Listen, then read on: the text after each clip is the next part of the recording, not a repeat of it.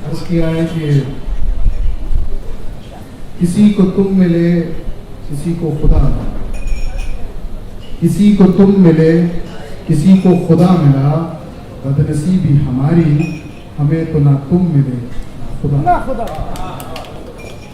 पहली नज़्म आप सबके सामने पेश करता हूँ। नज़्म का उन्वान है प्यारे बाबा। मुद्दतों बाद आज वक्त मिला तो सोचा, ख्यालों की तुरपत पर शब्दों के फूल चढ़ा। प्यारे बाबा, आपसे कई सारे सवाल हैं जिनके जवाबों की आशना मेरा ज़मीर मुझसे करता है। बाबा, क्या हमारी और मर्दों की चमड़ी अलग होती है क्या? दिखती तो वो एक सी ही है, रंग भी एक सा है, फिर हमारी ही चमड़ी पर वो तेजाब के छिटकते क्यों दिखाई? फिर हमारी ही चमड़ी पर वो लटकता गोश्त जवानियत के दस्तखत क्यों छोड़ जाता?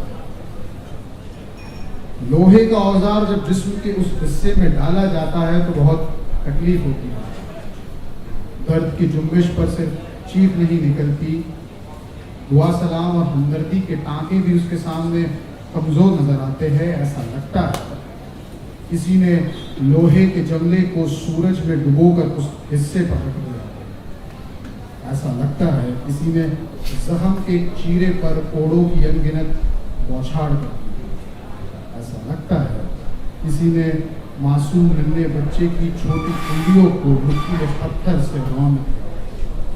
और उसे ऐसा नहीं लगता, वो तो आज भी अपने बचपन के फितूर में इस कदर डूबा है कि उसे लगता है कि अगर वो मेरी टांग तोड़ देगा, मेरी गर्दन मरोड़ देगा, मुझे अपनी मस्ती की हथेलियों में मसल कर फेंक देगा, तो कल आप उसे नई गुड़िया लाते।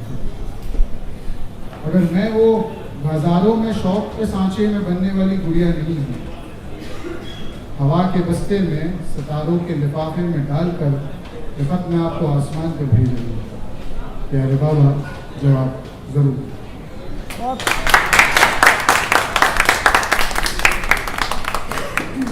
एक नज़्म लिखी थी 1-1.5 साल पहले इवेंट के लिए। इंडिया से और पाकिस्तान से पोइट्स मिले थे तो हमने शेयर किया था उनके साथ। इस पोएम का नाम है कश्ती। एक कश्ती छोड़ी है इस पार से, तुम उसका इस्तकबाल जरूर करना। एक कश्ती छोड़ी है इस पार से, तुम उसका इस्तकबाल जरूर करना। मोहब्बत के मुसाफिरों के साथ तुम्हारे अरमानों की गठरी भिजवाई है, जिसमें ख्वाजा मोइनुद्दीन की दरगाह के फूल, गुलजार के अशार की नई किताबें और चांदनी चौक पे तुम्हारी मनपसंद चाय। वक्त मिले तो दरगाह के फूल घर में बांट कर मेरे लिए भी दुआ कर लेना। क्या है कि आजकल मालिक मुझसे नाराज सा रहने लगा। गुलजार की किताब को घुटनों के पर महल की सूरत में पढ़ते पढ़ते जब तुम खो जाओगे तो हौले से मेरी आवाज़ तुम्हारे कानों में आकर तुम्हें जगा देगी।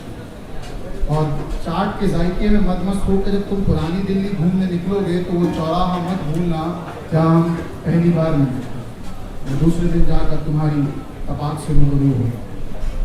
इनके साथ मैंने भी अपने अरमानों का रुतबा रखा है, जिसमें नानक साहब के लंगर का एक लुकमा हो, गुलाम अली के नगमों का तोशा हो, मुल्तान की गलियों का वो लजीज हलवा हो।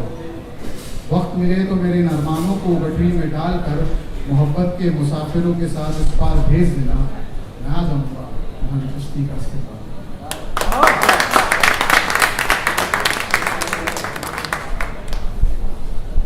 अच्छा बताओ कि बिरयानी कितनी अच्छी लगती है? अब जिनको लगता है वेज बिरयानी वो पहले हाथ नीचे रखते। ठीक है, तो इस नज़्म का नाम है नज़्म एक बिरयानी है। तलब का गुबार सा उठता है उंगलियों के दरीचों से, ख्यालों की सुनहरी कढ़ाई में जब मोती समान अल्फाज पड़ते हैं तो एक नायाब तश्तरी का मुजाहरा होता है, जिसके दस्तरखान पर सुगन साज अदब से एक एक लफ्ज़ों को नौश फरमाते हैं।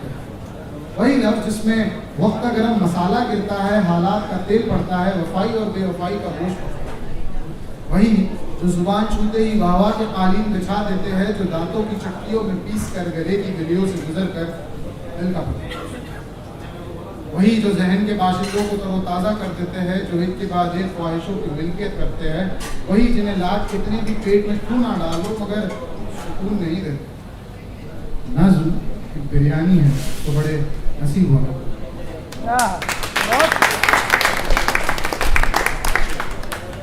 ये जो बाकी की दो कविताएं वो मुझे याद नहीं है, तो मैं मोबाइल के सहारे से सुनाता हूँ।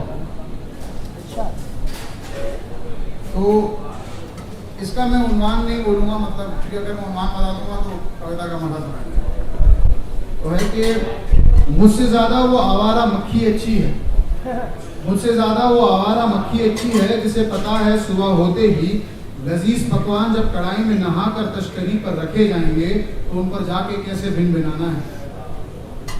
मुझसे ज़्यादा वो बांस की फली अच्छी है, जिसे पता है अकेले झूलते झूलते कोई तो नरम हथेली मिलेगी जिसमें जाकर वो धस जाए। मुझसे ज़्यादा वो मेज पर जमी धूल अच्छी है, मुझसे ज़्यादा वो मेज पर जमी धूल अच्छी है, जिसे बिना टिकट के कहीं भी आने जाने की ईश्वर ने अनुमति दे रखी है।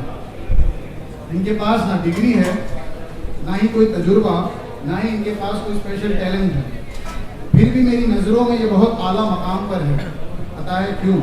क्योंकि ये मेरी तरह बेरोजगार है। बहुत अच्छी, बहुत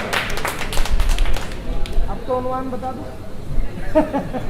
उसके बाद जो नज़्म उसका उन्वान है अभी वक्त है।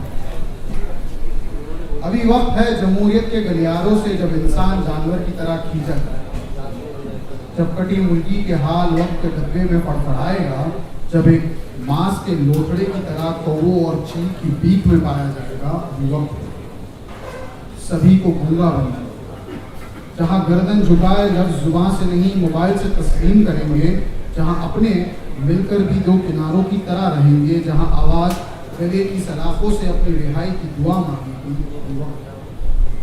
परिवार के शजर को गिरने दे, वही जिनकी टहनियों पर आस के मुरझाए फूल लटकेंगे, वही जिसके फलों से बहानों की बू आएगी, वही जिसकी जड़ों में तल्ख अपनी पूरी ताकत से गहराव कर लेगी।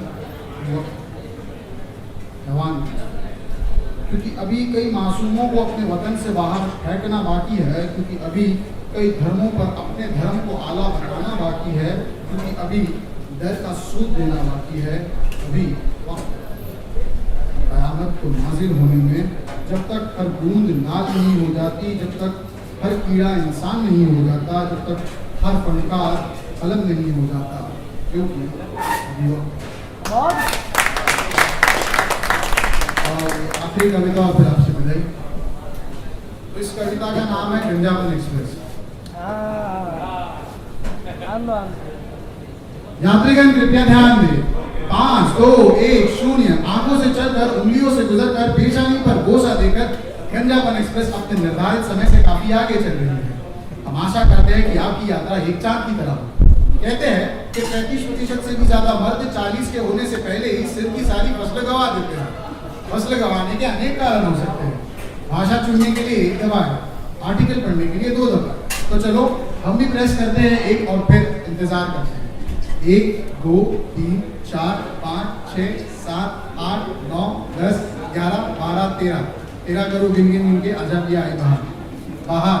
Sorry you seem to have dialled a wrong number.